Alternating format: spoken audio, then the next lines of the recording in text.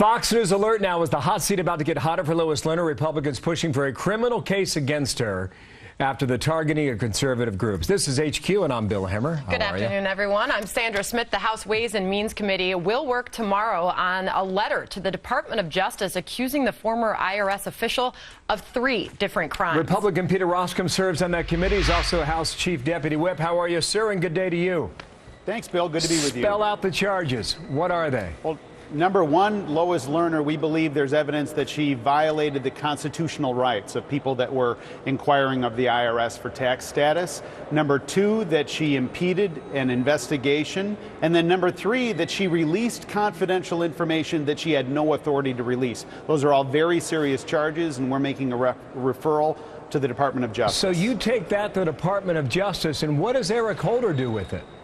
Well, what Eric Holder has to do with it is he's got to deal with it in some fashion. Now, I'm not here communicating to you in any fashion that the administration has been open and has a disposition where they're willing to hear us, but I think it's very important for the House of Representatives to act. To have the President of the United States, for example, say there's no indication whatsoever of even a smidgen of criminal wrongdoing is just plain wrong. There's overwhelming evidence that something wrong happened, but it's important for the House to act and to put the Department of Justice on notice of the nature of this inquiry. It's possible Eric Holder does nothing with this, though, right?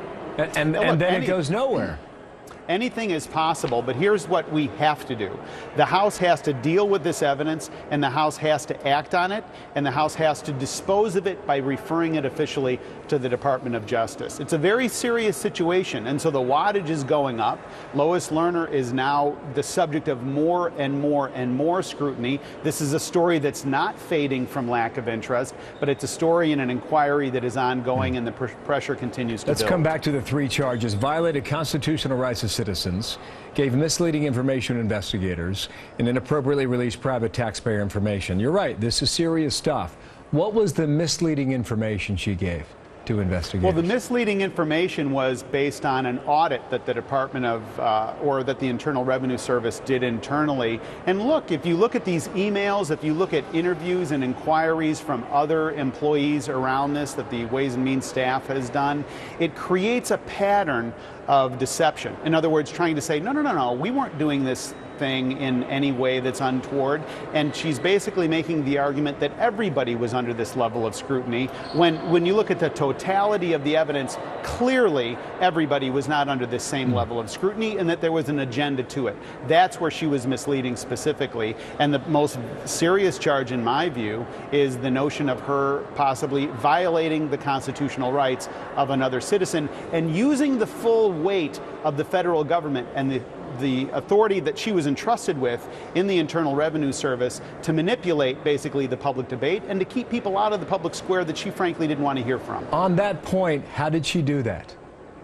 She did that by targeting and creating a level of scrutiny that wasn't applied to other groups. So in other words, you were flagged as a conservative group going through this process. And the level of scrutiny, the level of review, the number of questions, and the denial based on, at best it's passive aggressive, at worst it's targeted aggressive. But the inability for you to get your particular tax exempt status, the nature of the questions that were asked. There was a Right to Life group from Iowa, for example, that was asked by the Internal Revenue Service specifically, tell us about your prayer meetings. What happens in those prayer meetings? The totality of that situation and the totality of the evidence around Lois Lerner suggests an intentional denial of someone's civil rights. Okay, it becomes official tomorrow, as you spelled out in this letter that you'll draft for Eric Holder. What happens then to the contempt charge in Congress? Is that still alive?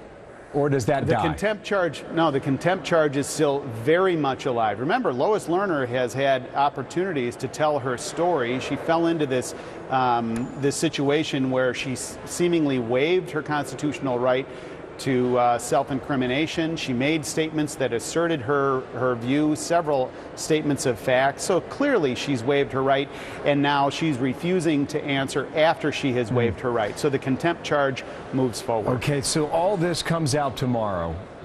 Just one more question on this. If Eric Holder doesn't move, what's your best option? Is there one?